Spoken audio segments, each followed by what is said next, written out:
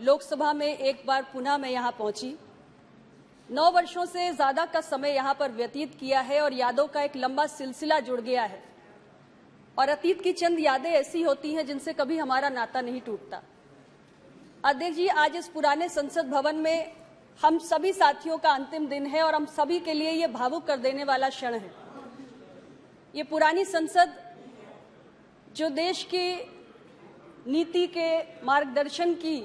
एक शानदार विरासत संजोए हुए है, आज के बाद से ये इतिहास में दर्ज हो जाएगी और हम सभी कल एक नए आधुनिक सुविधाओं से लैस एक भव्य नए संसद भवन में प्रवेश करेंगे। अध्यक्ष जी, भले ही इमारत बदल रही हो, लेकिन हम में से किसी का भी दायित्व बदलने वाला नहीं है। आज जो इस पुरानी संसद भवन में बैठकर हमने किया है, कल वही लोकतंत्र को मजबूत करने का दायित्व हमें नए संसद भवन में भी उसी उमंग और उत्साह के साथ निभाना है। इस अवसर पर संविधान सभा से लेकर अब तक 75 वर्षों की यात्रा में हमारी क्या उपलब्धियां रही, क्या स्मृतियां रही, क्या हमारे सबक लिए हमने, क्या अनुभव प्राप्त किए, इस विषय पर ये जो चर्चा आयोजित की गई है, ये अत्यंत महत्वपूर्ण है। कहा जाता है कि किसी भी लोकतंत्र के परिपक्व होने में 150 से 200 साल का समय लगता है, लेकिन भारत आज अपने लोकतंत्र के आजादी के 75 वर्ष पूरे कर चुका है। तो उस दृष्टि से देखा जाए तो हमारे देश का लोकतंत्र भी अपने शैशवावस्था में ही है, लेकिन इस शैशव काल में ही हमने ऐसी तमाम उपलब्धियां प्राप्त की हैं जो हमें गौरवान्वित करती हैं, हतप्रभ करती हैं। कई खट्टे मीठे अनुभव हैं, कई हमारे पास मूल्यवान स्मृतियां हैं और कई गहन सारयुक्त हमारे पास सबक भी हैं जो इतने वर्षों के लोकतंत्र की इस यात्रा में हमने प्राप्त किए हैं। अध्यक्ष जी, अगर मैं स्मृतियों की बात करूं तो हमारा यह पुराना संसद भवन ये अपने भीतर संजोए हुए है उन स्मृतियों को जब संविधान के निर्माण के लिए एक जीवंत बहस हुई।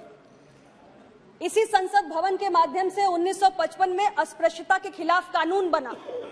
और 90 के दशक में मंडल कमीशन लागू हुआ। यहीं से जीएसटी का नया वन नेशन वन टैक्स का कानून आया। तो बहुत सारी ऐसी यादें ये पुराना संसद भवन अपने अंदर संजोए हुए है। यदि उपलब्धियों की मैं बात करूं तो ये वो संसद भवन है जिसने देश को एक परमाणु शक्ति के रूप में उभरते हुए भी देखा है, तो आज देश को चांद के दक्षिण ध्रुव पर उतरते हुए भी देखा है। ये वो संसद भवन है जो भारत को दुनिया की 5वीं सबसे बड़ी अर्थव्यवस्था बनते हुए देखने का भी साक्षी बना है और G20 के अध्यक्ष के रूप में कोविड-19 पैंडेमिक के उपरांत एक विभाजित दुनिया के बीच में भारत को एक यूनिफायर की भूमिका में उभरते हुए भी देखने का सौभाग्य इसी संसद को प्राप्त हुआ है। अध्यक्ष जी, यदि मैं अनुभवों की बात करूं तो हमने 1962 के चीन से मिली हार का भी अनुभव प्राप्त किया है। इस पुराने संसद भवन ने देश पर 70 के दशक में जो आपातकाल थोपा गया उसको भी देखा है और इससे हमने कई महत्वपूर्ण सबक भी प्राप्त किए कि भारत को अपने सैन्य सामर्थ्य को बढ़ाने की जरूरत है और ये सबक भी प्राप्त किया कि भारत का लोकतंत्र इतना मजबूत है कि यदि उसे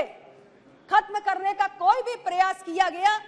तो वह भविष्य में घातक ही सिद्ध होगा। ऐसे महत्वपूर्ण सबक हमने प्राप्त किए हैं। अध्यक्ष जी, हमारे अनुभवों में यह भी रहा कि पूर्ववर्ती सरकारों के कार्यकाल में सामाजिक न्याय की लगातार अनदेखी के कई उदाहरण हमने देखे। दशकों तक ओबीसी को यानी अन्य पिछड़ा वर्ग को सरकारी नौकरियों में भागीदारी देने की अलग अलग रिपोर्ट्स जो आई, समय समय पर उनको जानबूझकर दबाकर रखा गया। 90 के दशक में मंडल कमीशन तो लागू हुआ, लेकिन उसकी सिफारिशों में जो अनेक खामियां रही उसको लंबे समय तक पूर्ववर्ती सरकारों के समय में दूर नहीं किया गया। आज वर्तमान समय में मोदी जी की सरकार के नेतृत्व में देश के पिछड़े समुदाय के हित में कई महत्वपूर्ण फैसले लिए गए जिनकी समय समय पर हमने चर्चा की है। अध्यक्ष जी, हमने ये भी अनुभव प्राप्त किया कि सामाजिक न्याय की राजनीति केवल शैक्षणिक संस्थानों और सरकारी नौकरियों में भागीदारी प्राप्त करने तक सीमित नहीं है, अपितु इसका दायरा हमें सामाजिक और आर्थिक समानता लाने की ओर भी ले जाने तक प्रयास करने की दरकार है। और इस दिशा में बाबा साहेब अम्बेडकर का जो स्वप्न था कि देश में सही मायनों में लोकतंत्र पूरा तब होगा जब सामाजिक और आर्थिक लोकतंत्र की स्थापना हो और इस असमानता को दूर करने के प्रयास सरकारों द्वारा किए जाएं।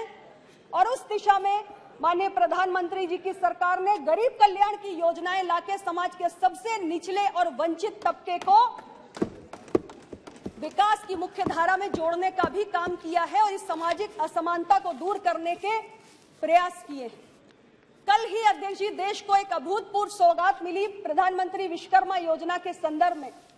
और इस योजना के माध्यम से देश का ग्रामीण और शहरी क्षेत्रों में रहने वाला जो शिल्पकार है, जो कारीगर है, जो बढ़ई है, दर्जी है, नाई है, नाव बनाने वाला है, मछली का जाल बनाने वाला है, लोहार है, सुनार है, ऐसे तमाम जो निचले तबके पे हमारे हाथ और औजार से काम करने वाले शिल्पकार और कारीगर होते हैं, उनके जीवन में एक महत्वपूर्ण बदलाव आने जा रहा है।